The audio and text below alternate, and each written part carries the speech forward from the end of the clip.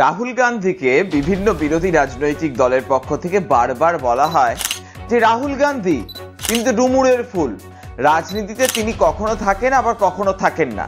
যদিও সাম্প্রতিককালে রাহুল গান্ধী তার উপরে ওঠা এই যে কটাক্ষ বা অভিযোগ, সেই থেকে হয়তো খানিকটা নিষ্কৃতি পেয়েছেন, কিন্তু এই একই ধরনের আলোচনা কিন্তু গড়ে উঠছে বাংলার একজন রাজনৈতিক নেতাকে কেন্দ্র করে। তিনি আর কেউ নন, তিনি অভিষেক বন্দ্যোপাধ্যায়। অভিষেক বন্দ্যোপাধ্যায় কখনো তাকে দেখা যাচ্ছে প্রকাশ্যে, তারপরে 2-3 মাস তাকে দেখা যাচ্ছে না, মান অভিমান মানভঞ্জন এই পালা চলছে। আবার 3-4 মাস পরে তিনি সামনে আসছেন, এসে 2-3টে বক্তব্য রাখছেন, বিভিন্ন জায়গায় মিটিং করছেন, আবার কোথাও কোথাও যেন হারিয়ে যাচ্ছেন। ব্যাপারটা আসলে কি? দেখুন, আমরা যদি দেখি যে তৃণমূলে নবীন প্রবীণ দ্বন্দ্ব, এই সব ঝামেলা, এ ওর পিঠ চুলকে দিচ্ছে, এ ওকে খোঁচা মারছে, এ পুরনোপন্থী, এ নতুনপন্থী, এই যে ব্যাপারটা, এই ব্যাপারটার সঙ্গে আমরা মোটামুটি বাংলার যারা রাজনীতি সচেতন মানুষ তারা অভ্যস্ত হয়ে গিয়েছি। এবার আরো বড় বিষয়টা দেখা গেল, যখন মমতা বন্দ্যোপাধ্যায়ের ধর্ণা চললো রেড রোডে, এই সাম্প্রতিক বাজেট অধিবেশন যখন চলছিল কেন্দ্রে সংসদে, সেই সময় অভিষেক বন্দ্যোপাধ্যায় তিনি কিন্তু সেই ধর্ণায় অংশ নিলেন না তেমন ভাবে, এবং মুখ্যমন্ত্রীর সঙ্গে একই সঙ্গে মঞ্চ ভাগ করে নিলেন না। সেইখান থেকে কিন্তু প্রশ্ন উঠতে শুরু করেছিল, তাহলে কি অভিষেক বন্দ্যোপাধ্যায় একেবারে অন্তরালে চলে যাচ্ছেন?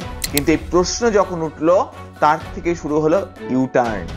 কি আমরা দেখলাম যে সাংসদ দেব বা দীপক অধিকারী, যিনি কিনা দল ছেড়ে দেবেন, সাংসদ পদ ছেড়ে দেবেন, আর ভোটে লড়বো না, এই তো মাত্র কটা দিন, এই যে বিভিন্ন পোস্ট করে একদম মানে আবেগের জোয়ার তুলে দিচ্ছিলেন, আর লোকজনও সোশ্যাল মিডিয়া লিখতে শুরু করেছিলেন, আপনাকে সাংসদ হিসেবে নয় অভিনেতা হিসেবেই ভালো লাগে, এই তো আপনি আলাদা একটা উদাহরণ তৈরি করলেন। তিনিও কয়েক ঘন্টার মধ্যেই পাল্টে দিলে মতটা বদলে যাবে পথটা, ওই করে তিনিও মতটা পাল্টে ফেললেন, আর তার পথটাও পাল্টে গেল।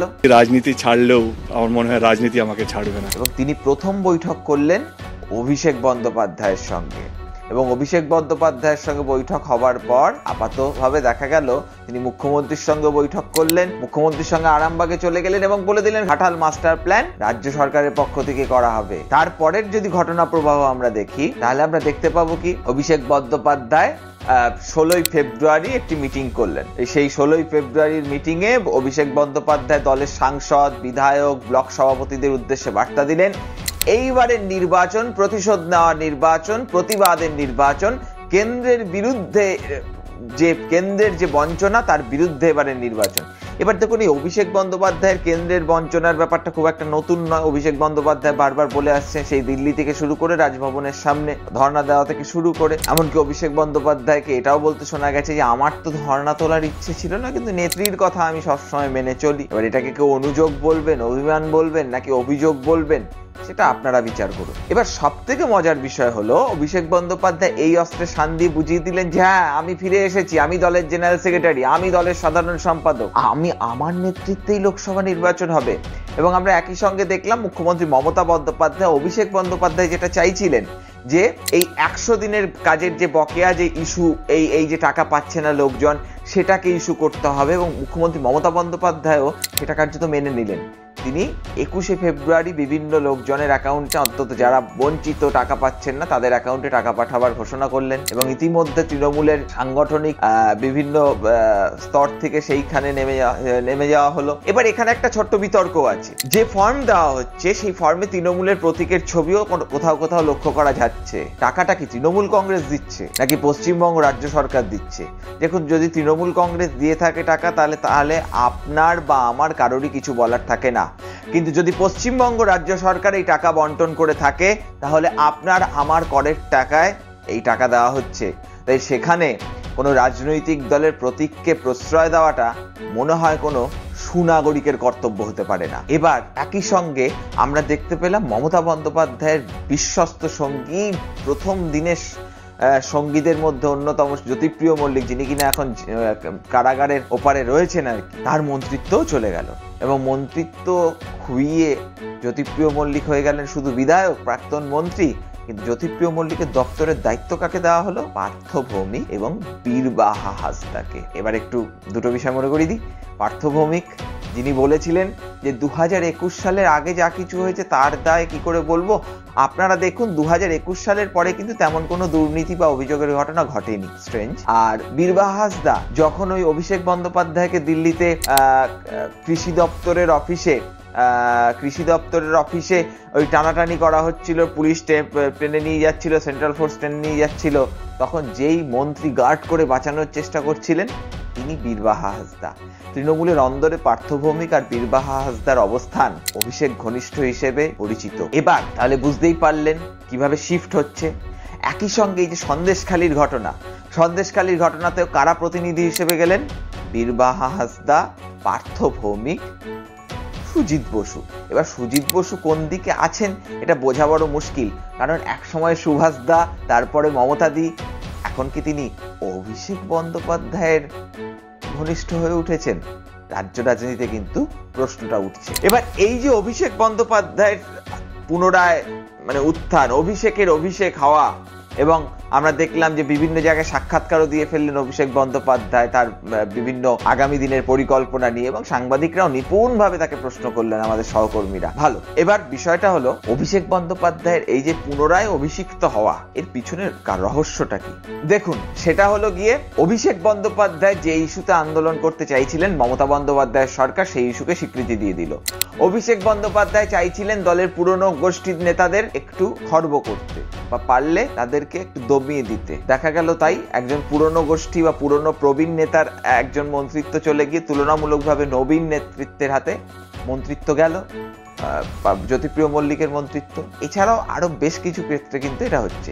এবং একই সঙ্গে আপনাদের একটা ঘটনা জানিয়ে রাখি, যদিও এই ঘটনার কে সেখানে উপস্থিত ছিলেন এই কথা আমরা বলতে পারছি না, কারণ তার কোনো অকাট্য প্রমাণ আমাদের কাছে নেই।